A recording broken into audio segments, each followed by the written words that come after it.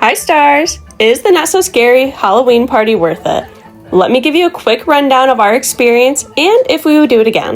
We paid about $510 for 3 adults and 1 child, our toddler being free. The party hours were from 7 to midnight, but you could get into the park as early as 4. Our plan was to prioritize meeting characters, having exclusive party food and snacks, doing the shows, and then hitting up some of the photo passes.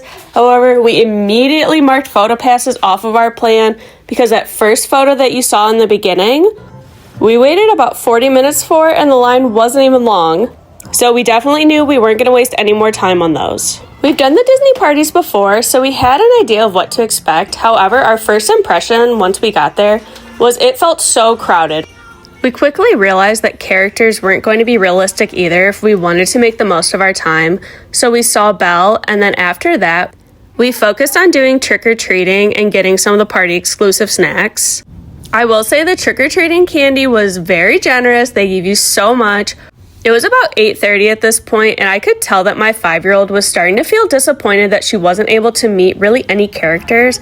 So we headed to the back of the park, and let me tell you, when I thought we hit the jackpot, when we saw there was a 15-minute wait for Daisy, Donald, Minnie, and Goofy, we ran in there. The line did not look like it was long whatsoever. They even confirmed, yes, it is a 15-minute wait. So we got in line, and this was our downfall. We waited in line for an hour and a half. And I know some of you might be thinking, well, why did you wait an hour and a half? I would have left the line after 30 minutes. We just couldn't justify breaking my 5-year-old's heart because these were 4 of her absolute favorite characters. Once we got up there, they immediately had us pose for photos.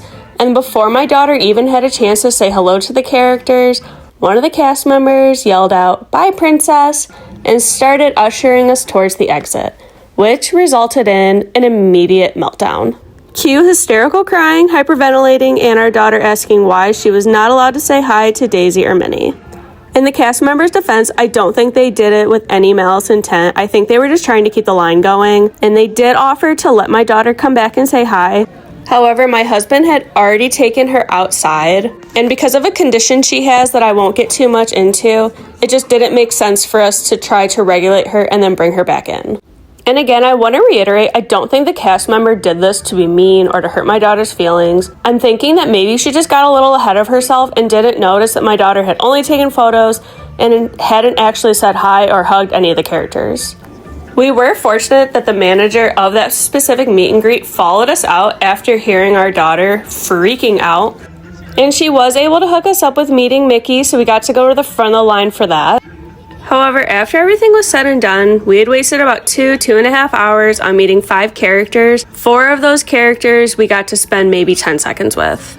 I'm mentioning this because across the board, this doesn't seem like an isolated incident.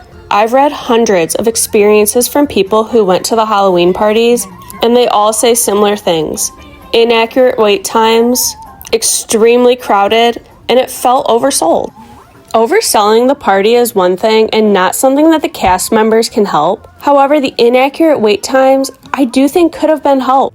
That meet and greet was clearly not 15 minutes. And our map actually showed extremely low wait times for essentially every single attraction, but that was not the case. And while I'm so torn between the fact that these cast members are probably tired and overworked, I also have to consider the fact that we paid over $500 for a party that only lasted from 7 to 12, and the fact that the wait time was so far off really ruined a huge chunk of our party. After the meet and greet with Mickey, we went ahead and got a spot for the parade. There was nobody around us up until about 10 minutes before the parade started, and then people just started shoving their way right in. We actually had a woman stand right in front of our 5-year-old, which was pretty upsetting, but whatever. We threw her on my husband's shoulders so that she could see, and we just went with it.